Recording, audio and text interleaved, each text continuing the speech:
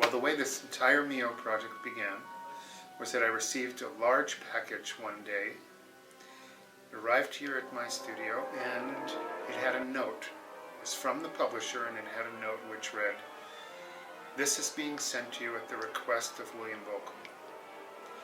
So I opened the package and was amazed at the size of the scores inside.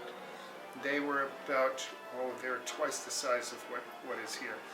These are reductions of the scores. They stand about 3.5 feet off the ground, from the ground. There are 3 volumes. So that was my initial view of the piece, just the size of it. Then it turned out those were not the 3 pieces that make up the trilogy. They were just the 3 acts of Les Eumenides, the 3rd part of the trilogy. So the magnitude of this already seemed immense to me.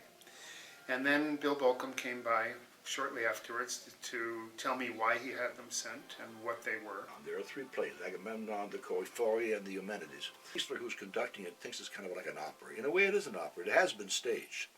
But it is somewhere between oratorio and opera and so on.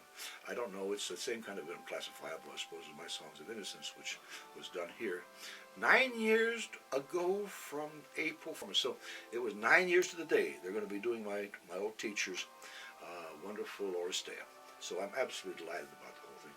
I think the reason it all happened was that we needed something of sufficient magnitude to celebrate the 100th anniversary of Hill Auditorium. It's the first Western Hemisphere performance, as far as we know, of the whole Oresteia. Aeschylus Oresteia, which is the trilogy on which the whole great Milhaud opera is based. Claudel's translation becomes the libretto for it, is one of the great cultural achievements in words in the West. 2 major problems in civilization. 1, the culture of revenge.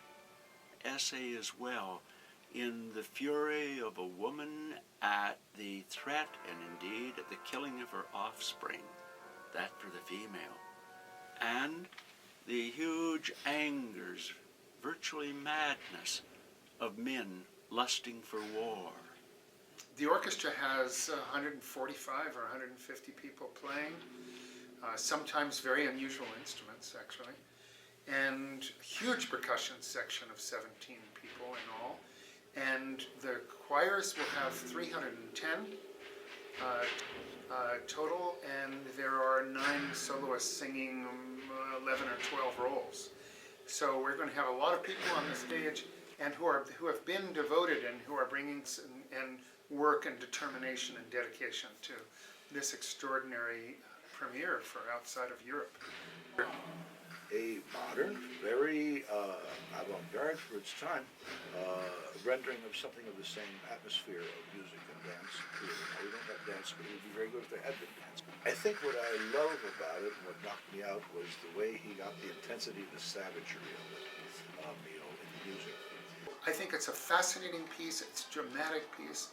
It's going to be tremendously exciting, and I hope an extraordinary evening of theater, even though we're not students.